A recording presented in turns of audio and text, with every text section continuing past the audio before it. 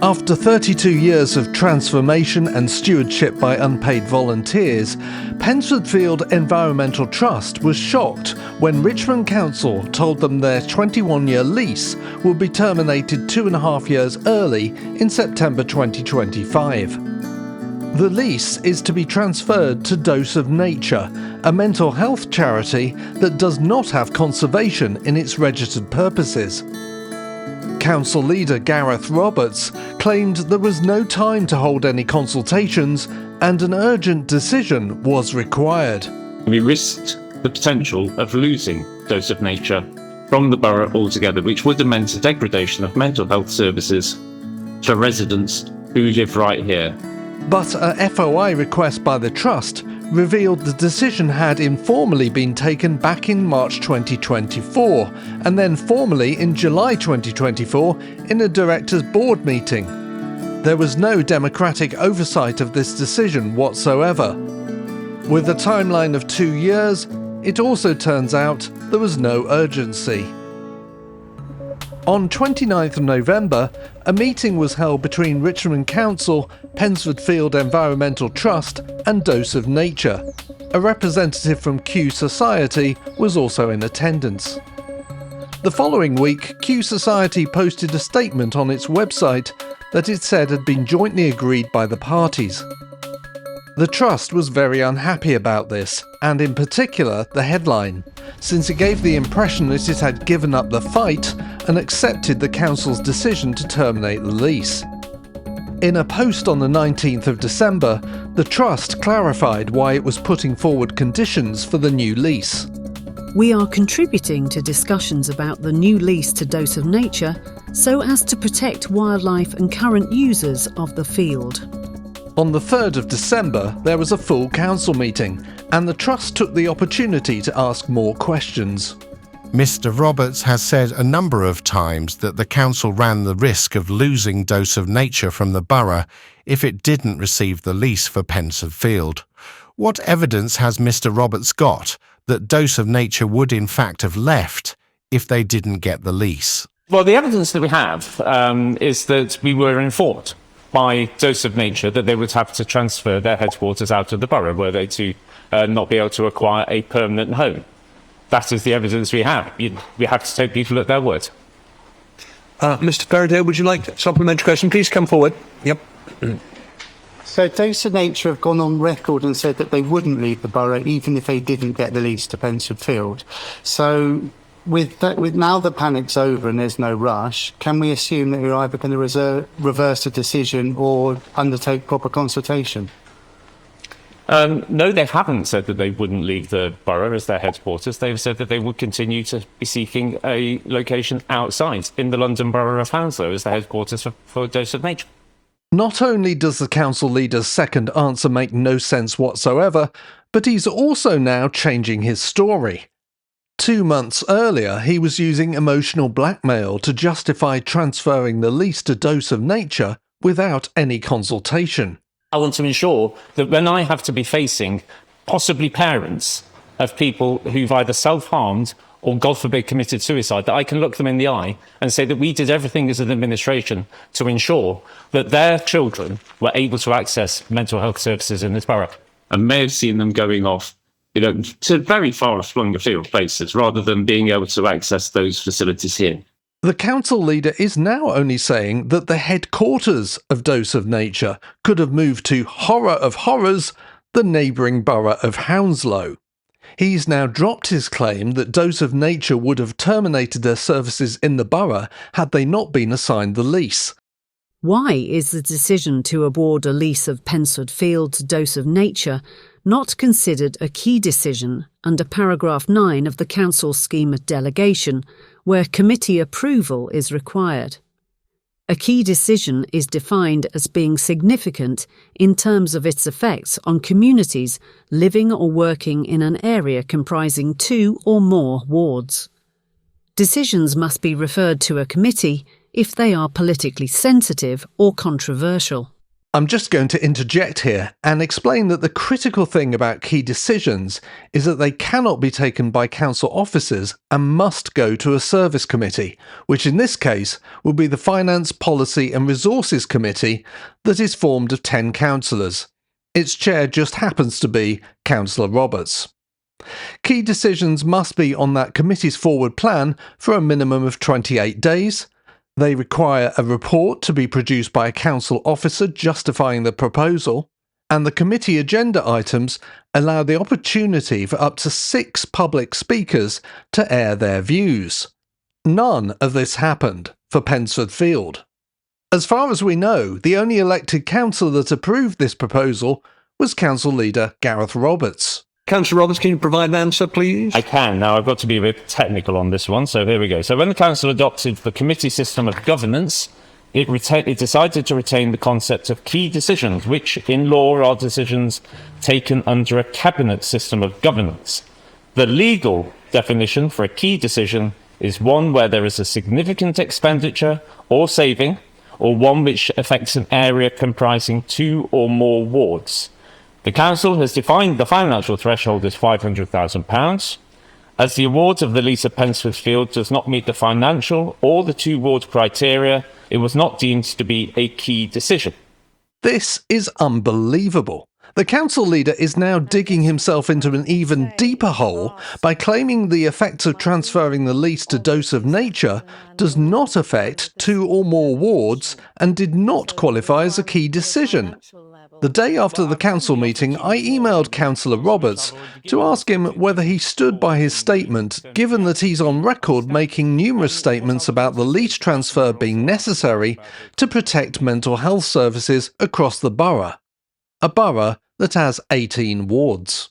I would suggest that while individual residents living in the 18 wards may access the services of Dose of Nature, it would be difficult to determine to what extent those individuals would constitute a community or communities of service users.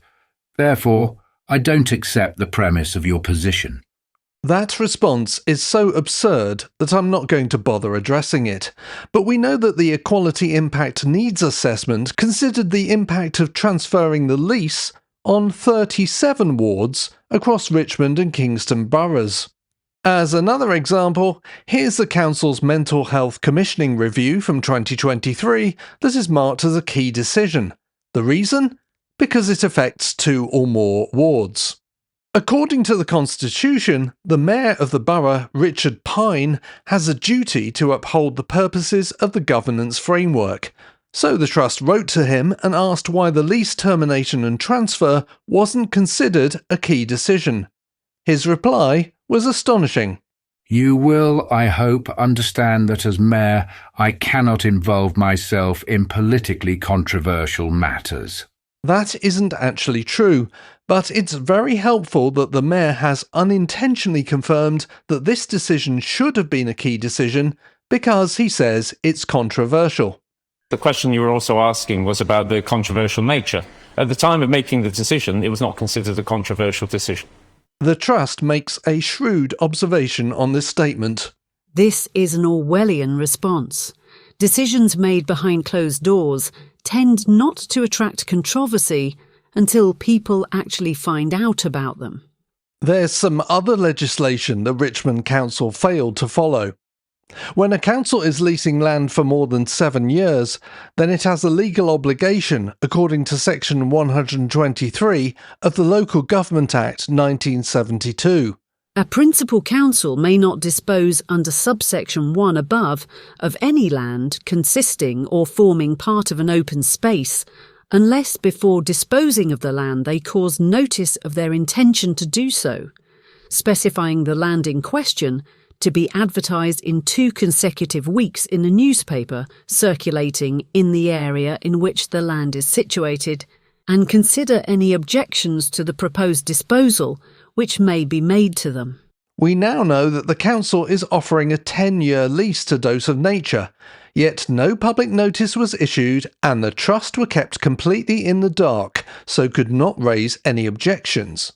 So let's look at which organisations are supporting Pensford Field Environmental Trust, formed entirely of unpaid local residents.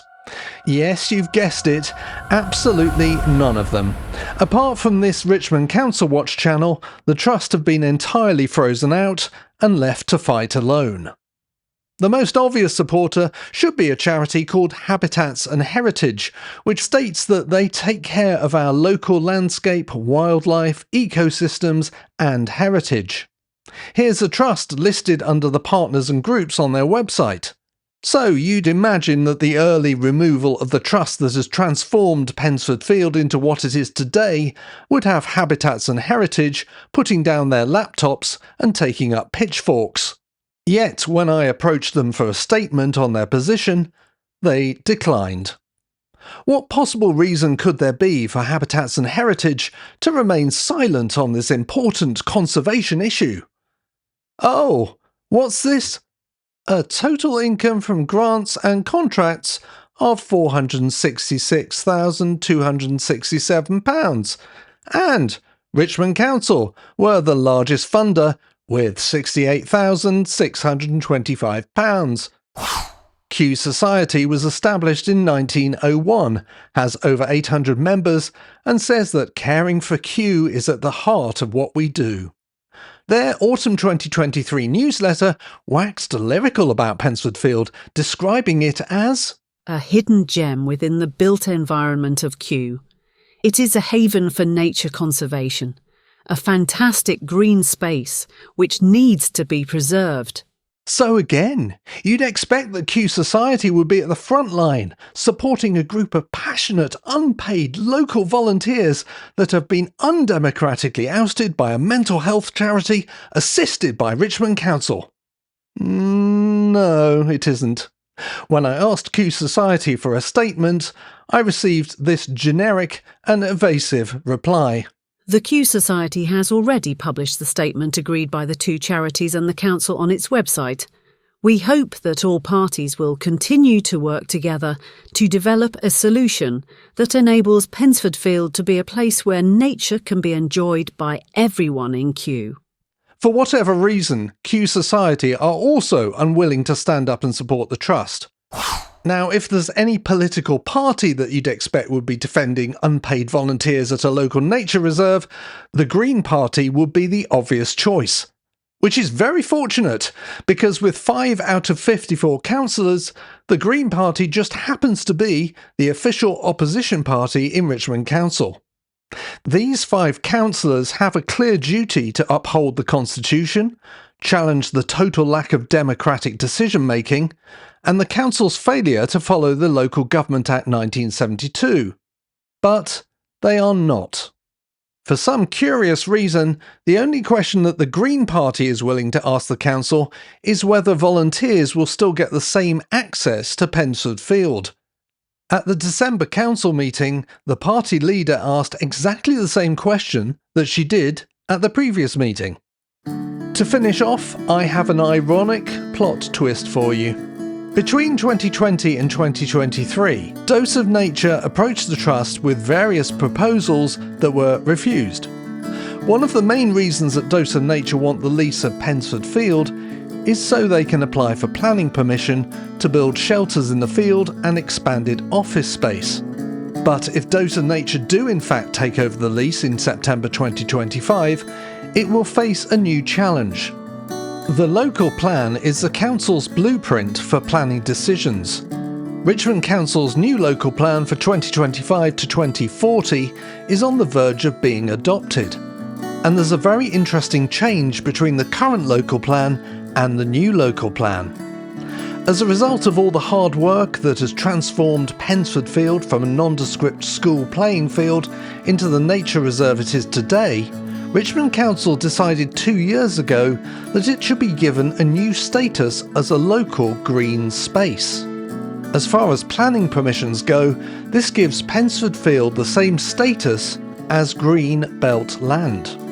Any Pensford Field planning applications by Dose of Nature after September 2025 will certainly be more challenging under the new local plan than under the current local plan. Could this be a case of the left hand of the council not knowing what the right hand of the council was doing? That's all for part 2.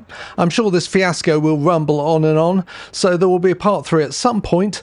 Thanks very much for watching. Please like and subscribe if you haven't done already, and I'll see you next time.